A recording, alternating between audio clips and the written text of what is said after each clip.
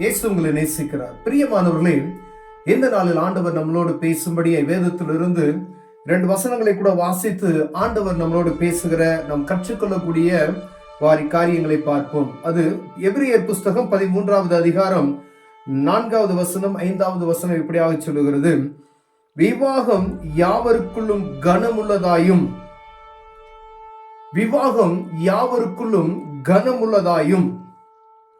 அப்ப திருமணம் பாருங்க, விவாகம் என்ற திருமணம். இப்ப திருமணம் என்றால் அது பரிசுத்தம், கனம் அப்படின்னு சொல்லப்படுகிறது. கனமுள்ளதாயும் விவாக மஞ்சம் அசுசி படாததுமாய் இருப்பதாக. ஒரு கணவன் மனைவி அப்படின்னு சொல்றவங்க எவ்வளவு கவனமா இருக்குன்னு பாருங்களேன். அது பரிசுத்தம், அது கனமான ஒரு காரியம். விவாகம் என்பது அதை கனவீனப்படுத்துகிறோம் அநேக நேரங்கள்ல. இது முந்தைய அதிகாரங்களை நம்ம வாசித்து வரும் பொழுது ஒரு கணவன் மனைவி ஒருவருக்கொருவர் எப்படி அன்பு செலுத்த வேண்டும் என்று ஆண்டவர் தெளிவாய் நமக்கு எழுதி வைத்திருக்கிறார். மனைவிகளை பார்த்து ஆண்டவர் சொல்லுகிறார், உங்களுக்குள்ள நீங்க எப்படி உங்க கணவனை நீங்க கனப்படுத்தணும் அப்படின்னு சொல்லி. கணவன்களுக்கு சொல்லுகிறது, உங்களுக்குள்ள நீங்க எப்படி அன்பு கூறுகிறீங்களோ அதே போல உங்க மனைவிமார்களை நீங்க நேசிங்க அப்படின்னு சொல்லி. அப்ப விவாகம் மஞ்சம் அசூசிப்படாததாக இருக்கணும்னு சொல்றாரு பாருங்களேன். அப்ப அது எவ்வளவு கவனமா நம்ம இருக்கணும். நம்ம ஏதோ சாதாரணமா அந்த காரியத்தை திருமணம் அப்படின்னு சொல்லி விளையாட்டுத்தனமாக ஒரு காரியம். ஆண்டவர் நியமித்தது. ஆதாம் ஏவாள் முதல் ஆண்டவர் ஆதாமுக்கு ஒரு துணை வேண்டும் என்று சொல்லி ஏவாளை உருவாக்கினார். முதல் மனிதனுக்கு ஆண்டவர் என்ன சொல்றாரு? ஏவாளை உருவாக்கினார். அப்ப பாருங்க, ஒரு திருமணம் என்பது ஏதேன் தோட்டத்தில் நடக்கப்பட்ட அந்த திருமணம் எவ்வளவு கனமுள்ளதா. யார் நடத்தி வச்சா? ஆண்டவர் நடத்தி வைத்தார்.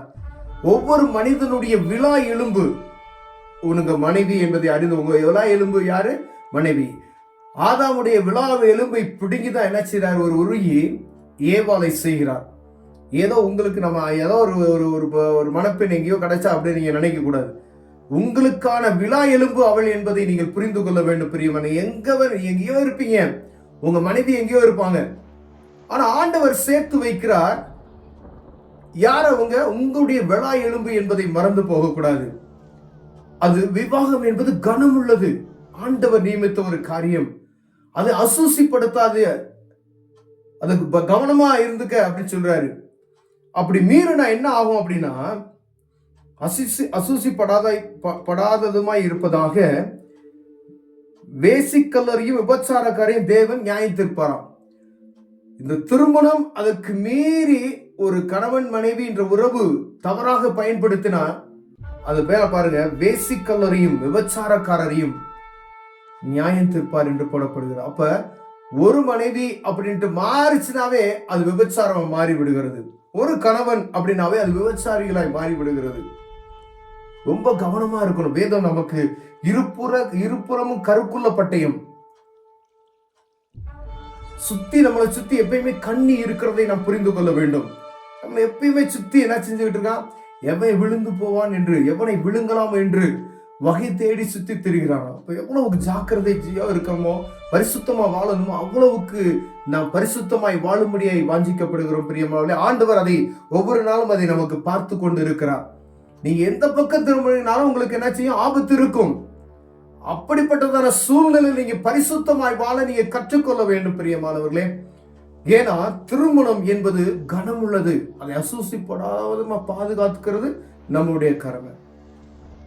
பாருங்க, ரொம்ப பழைய ஏற்பாட்டின் காலத்துல நம்ம எல்லா அதிர்த்தி வாசித்து வந்தோம்னா கணவன் மனைவி உறவு ரொம்ப அருமையாக எழுதப்பட்டு இருக்கிறது பிரியமானவர்களே. 2வது பாருங்க, ஒவ்வொரு மனுஷனுக்கும் பண ஆசை இல்லாதவர்களாய் நடந்து உங்களுக்கு இருக்கிறவர்கள் போதும் என்று எண்ணுங்கள். நீங்கள் பண ஆசை இல்லாதவர்களாய் நடந்து. அப்ப இந்த உறவுகளுக்குள்ள பிரச்சனை வர்றதுக்கு காரணம் என்ன? பண ஆசை. பண ஆசை இல்லாமல் நடந்துட்டீங்க அப்படின்னு சொன்னா, பணம் தேவைதான். பணம் தேவை வேற, ஆசை வேற. உங்களுக்கு இருக்கிறவைகள் போதும் என்று எண்ணுங்கள். நான் உன்னை விட்டு விலகுவதும் இல்லை, உன்னை கைவிடுவதும் இல்லை என்று சொல்லுகிறார். உங்களுக்கு என்ன இருக்கோ அது போதும். இருக்கிறதை வைத்து வாழுவோம். நமக்கு என்ன சேலரியோ அது, நமக்கு என்ன பிசினஸோ அது, அதை விட்டுட்டு அளவுக்கு மீறி நம்ம ஆசைப்படும் பொழுது குடும்பத்துக்குள்ள சமாதானங்கள் கெட்டு போகிறது. அநேக விஷயங்கள் பிசாசு உள்ள கொண்டு வந்துருவான்.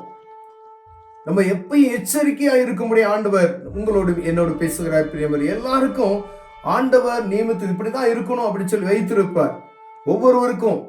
அதை மீறி நம்ம ஓவர் ஆசைப்படும் பொழுது சமாதானம் கெட்டு போகும். அந்த இடத்துல குடும்பத்துக்குள்ள பிரிவினைகள் உண்டாகிறது. எங்க பாருங்க பிரிவினைகள். விவாக மஞ்சம் அசுசிப்படுத்தாதீங்கன்னு சொல்லிட்டார் ஆண்டவர். அங்க அசுசிப்படுத்தக்கூடிய ஒரு காரியம் பாருங்க, பண ஆசை நிமித்தமாகவே அங்கு வருகிறதை நாம் பார்க்க முடியும். இப்ப பண ஆசை எல்லா தீங்குக்கும் வேறாய் இருக்கிறது என்று ஆண்டவர் சொல்லுகிறார். அப்போ ஒவ்வொரு காரியம் இந்த பண ஆசை நிமித்தமாய் குடும்பத்துக்குள்ள சமாதானம் கெட்டு போகிறது. இது பாருங்க பிரிவினை வரைக்கும் கொண்டு போயிடும். அப்ப நீங்க ஒவ்வொரு நாளும் ஒரு கணவன் மனைவி தேவ சமூகத்துல அமர்ந்து நீங்க என்ன செய்யணும்? ஜெபம் செய்யணும். படுக்கை அறைக்கு போகும்பொழுது தேவ சமூகத்துல அமர்ந்து குடும்பமாய் கைகோர்த்து ஜெபம் செய்து பிள்ளைகளோடு ஜெபிக்கும் பொழுது ஆண்டவர் அந்த காரியத்தை என்ன செய்வார்? கனப்படுத்துவார். குடும்பத்தை பாதுகாப்பார். எல்லா சூழ்நிலையும் ஞானத்தை தருவார். அந்த குடும்பத்தை ஆண்டவரே பாதுகாப்பார். அப்போ ஒவ்வொரு நாளும் நம்ம தேவ சமூகத்துல நம்ம கேட்க வேண்டிய காரணம், ஆண்டவரே எங்களுக்கு கொடுத்த அந்த கணவனுக்காய், எங்களுக்கு கொடுத்த அந்த மனைவிக்காய் ஸ்தோத்திரம்னு சொல்லி உங்க கணவன் மனைவிக்காய் நீங்க ரெண்டு பாலு நினைச்சாலும் ஜெபம் செய்யணும். பிரியமானவர்களே, ஒருவேளை நம்ம ஜெபிக்காம விட்டுட்டோம் அப்படின்னா என்ன செய்வானா? சுத்தி இருக்கிறவனை எப்ப விழுகலாம் என்று சொல்றான் பாத்தீங்களா? அவன் என்னச்சா உள்ள நுழைவான். லேசா கேப்பு கிடைச்சா உள்ள வந்து சமாதானத்தை கெடுத்து போட்டு விடுவான். பிரியமானவர்களே, தேவ சமூகத்துல கண்களை மூடி ஜெபம் செய்வார். ஒருவேளை இப்படிப்பட்ட அந்த காரியத்துல குறைச்சல் உள்ளவனாய் காணப்பட்டார், தேவ சமூகத்துல கேளுங்க, ஆண்டவரே கிருபை தாங்க. வேற ஒண்ணும் இல்ல, மாம்சம் பலவீனமானது, ஆவி உற்சாகம் உள்ளது என்று ஆண்டவர் சொல்லி இருக்கிறார். நமக்கு ஆண்டவர் அந்த ஒருவேளை ஒரு ஜெபத்தை ஜெபிக்கிறது நிமித்தம், ஒரு பிரசங்கம் கேட்கும்போது நிமித்தம் உற்சாகமா இருக்கும்.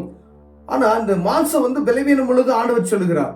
அந்த பலவீனமான மாம்சத்தை தேவ சமூகத்துல போய் தான் அது பலவீனத்தை மாற்ற முடியும். ஒருவேளை நீங்க ஜெபிக்கவே இல்லை, தேவ சமூகத்துக்கே நான் போகல அப்படின்னு சொன்னா அதுல ஜெயம் கொள்ள முடியாது. பிரியமானவர்களே, ஒருவேளை அப்படிப்பட்ட குறைவுகள் நமக்குள் காணப்படுமே, ஆனால் தேவ சமூகத்துல ஆண்டவரே கிருபை பாராட்டுங்க. உங்க கணவனை நீங்க நேசிங்க, உங்க மனைவியை நீங்க நேசிங்க, விவாக மஞ்சத்தை தீட்டுப்படாதபடி பாதுகாத்துக் கொள்ளுங்க. கர்த்தர் உங்களோடு இருப்பார். கண்களை விடுவோம் ஜெபம் செய்வோம். அன்பின் தகப்பனே, ஆண்டவரே விவாகம் கனமுள்ளது என்று வேதம் எழுதி இருக்கிறது. ஆண்டவரே, இது நீங்களே நியமித்து வைத்தீங்க. ஆண்டவரே, ஒவ்வொரு கணவனுடைய விழா எலும்பு அவருடைய மனைவி என்பதை அறிந்து செயல்படுகிற அனுக்கிரகத்தை ஒவ்வொருவருக்கு தாங்க. ஆண்டவரே, பண ஆசை இல்லாதபடி எங்களை காத்துக்கொள்ளுங்க. ஆண்டவரே, எல்லா தீங்குக்கும் வேறாய் காணப்படுகிறதே. ஆண்டவரே, திருமணம் என்பது ஆண்டவர் நியமித்து வைத்தது என்பதை அறிந்து செயல்பட எங்களுக்கு உதவி செய்யுங்க. இயேசுவின் நாமத்தில் பிதாவே, ஆமென்.